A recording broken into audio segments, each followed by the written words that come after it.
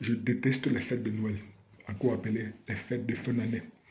Ça, je pense, c'est la période que je déteste le plus durant l'année. Même de manière générale, je déteste tout ce qui est fête.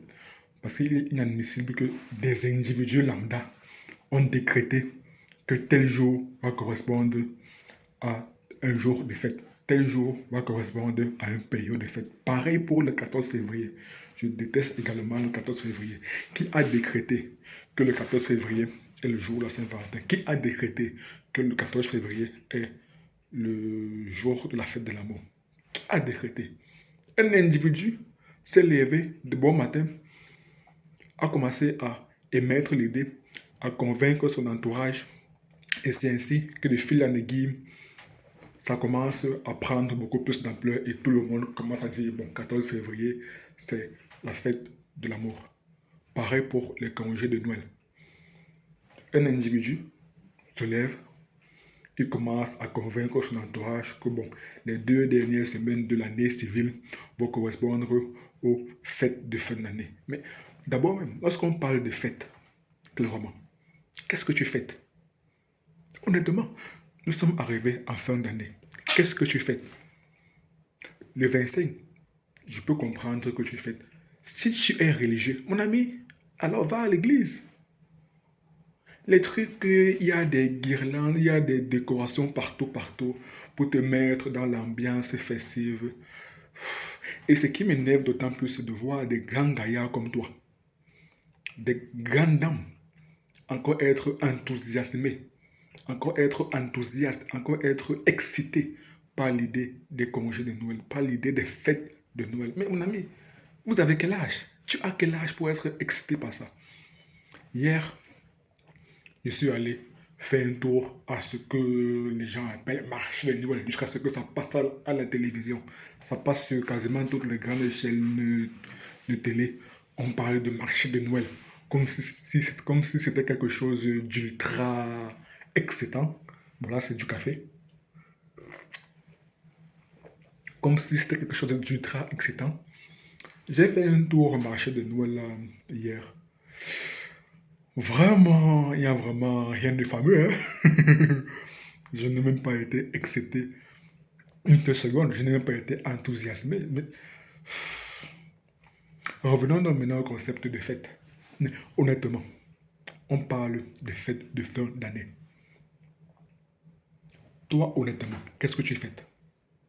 Est-ce que tu as atteint tes objectifs que tu t'étais fixé en début d'année? La réalité des choses, c'est que la réponse est non. Donc je repose ma question. Qu'est-ce que tu fais? Qu'est-ce qui a lieu de fêter? Jusqu'à ce que toi, tu suis le move. Tu suis la cadence de la masse. Et tu vas aussi fêter. Jusqu'à tu commences à mettre des décorations partout, partout. Frère. Non mais sincèrement. Sincèrement.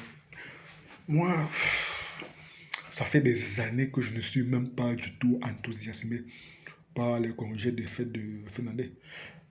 Le seul point positif, c'est qu'en tant que salarié, durant les 2 dernières semaines, ça correspond au congé. Voilà le seul point positif. Ce sont des congés payés. Voilà le seul point positif. Donc en décembre, on ne travaille que 2 à 3 semaines. Dépendamment des années. Il y a des années, ça peut correspondre à 2 semaines de travail. Des années, ça peut correspondre à 3 semaines de travail. En 2025, ça a correspondu, ou je sais pas. Bon, ça correspondait à 3 semaines de travail. 3 semaines sur 4. Donc, il y a une semaine qui est. Je pense que décembre avait 5 semaines.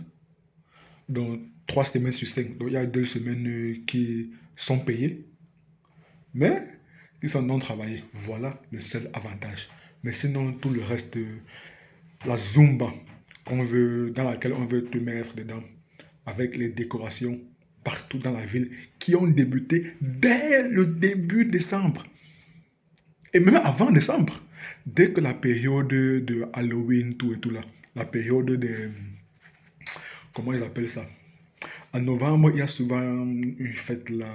Je ne sais pas si c'est. Je sais que Halloween, c'est un concept beaucoup plus présent en Amérique du Nord, États-Unis, Canada, tout et tout. En Europe, Mais c'est qu'en novembre, il y a un concept là, une petite période festive. Dès que cette période a été terminée, il s'est terminé autour du 20 novembre, voire maxi 25 novembre. Directement, ils ont enchaîné avec les petites décorations partout, partout, pour petit à petit nous mettre dans l'ambiance festive, nous mettre dans l'ambiance des fêtes de fin d'année. Tu sors partout actuellement, tu vas voir la ville décorée. Et je repose ma question. Qu'est-ce que toi, particulièrement, tu fêtes? Moi, particulièrement, je n'ai rien à fêter. Parce que je sais que je n'ai pas atteint mes objectifs que je m'étais fixés en début d'année. Donc, qu'est-ce qui a lieu de fêter? Je ne suis pas un enfant.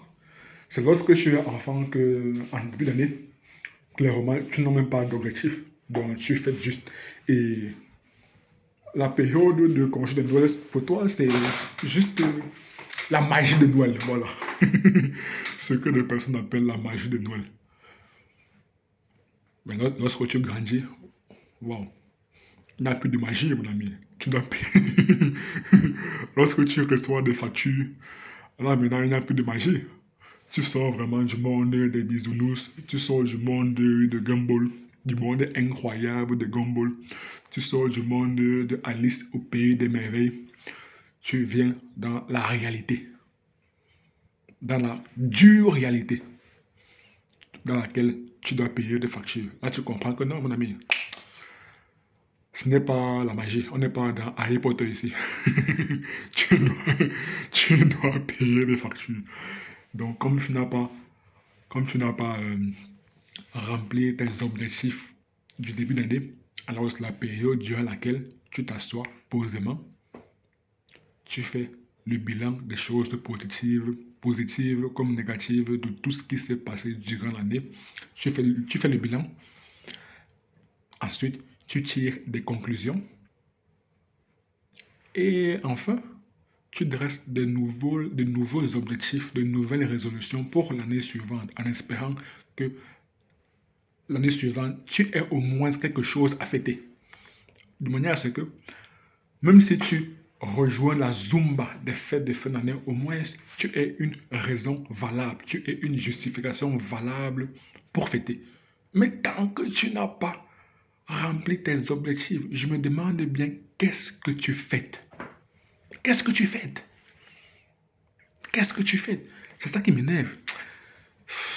Chaque fois que je... C'est la raison pour laquelle je rends ces congés de fête de fin d'année. Moi, je sors très très peu. Parce que lorsque je sors, je vois des décorations là. Je ne suis pas enthousiasmé positivement. Je suis beaucoup plus... Je me pose la question, mais pourquoi est-ce que je vois des personnes qui sont là enthousiastes, qui sont là joyeuses? Mais, mon ami, tu n'es pas un parent.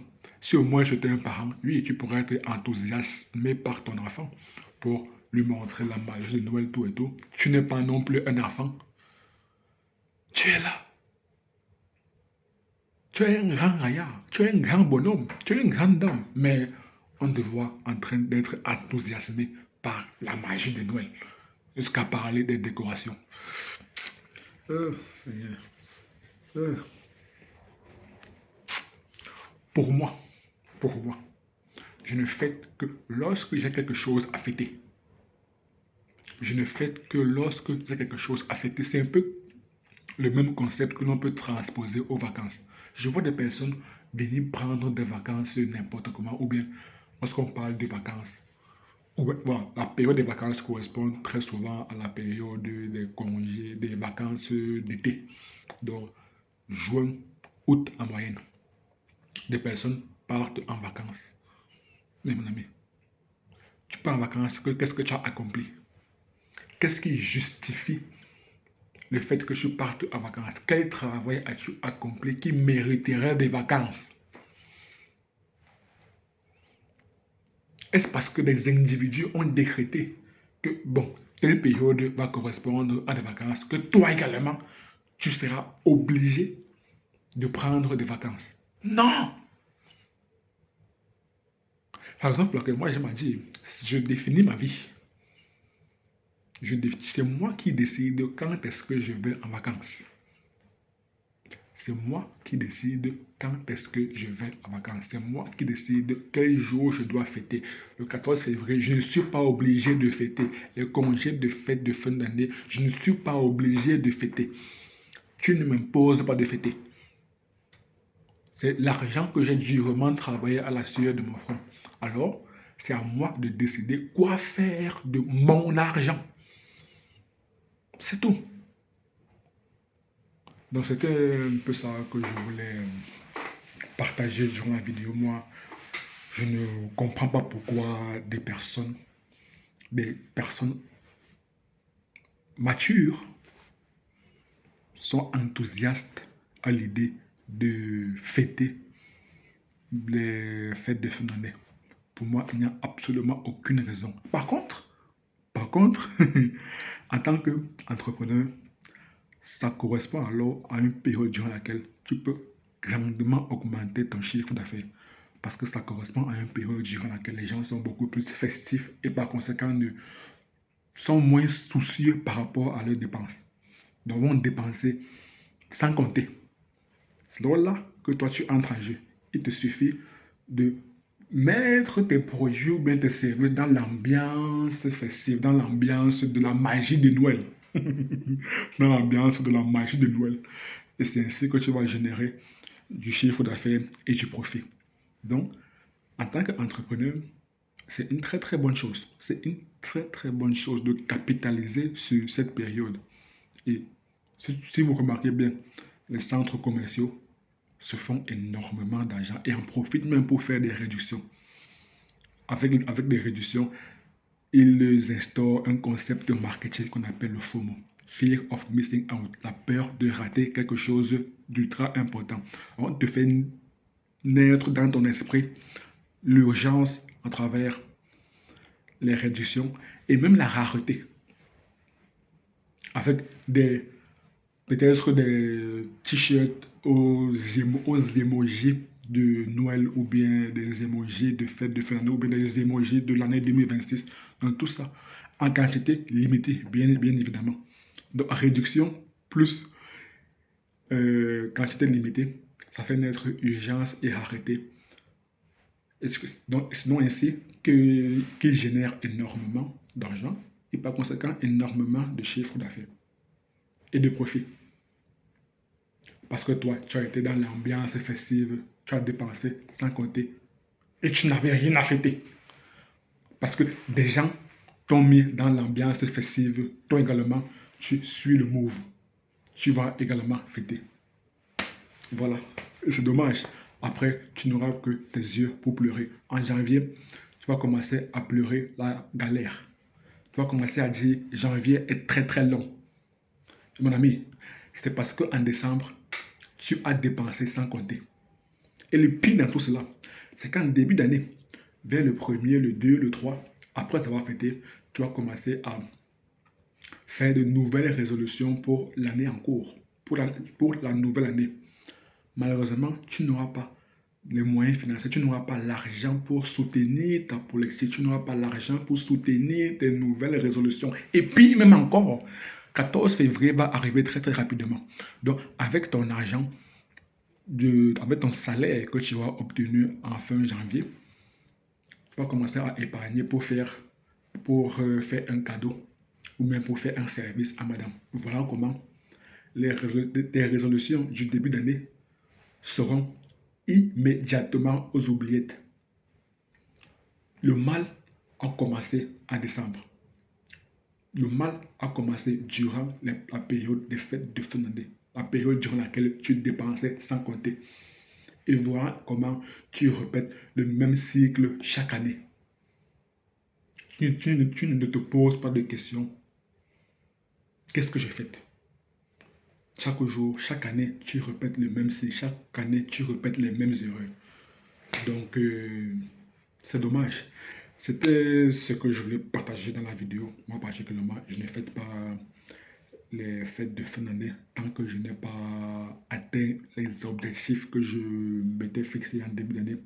J'espère qu'à travers cette vidéo, ce sera également le cas pour toi. Si tu aimes la vidéo, dans la vidéo et on te donne rendez-vous très très bientôt. Peace.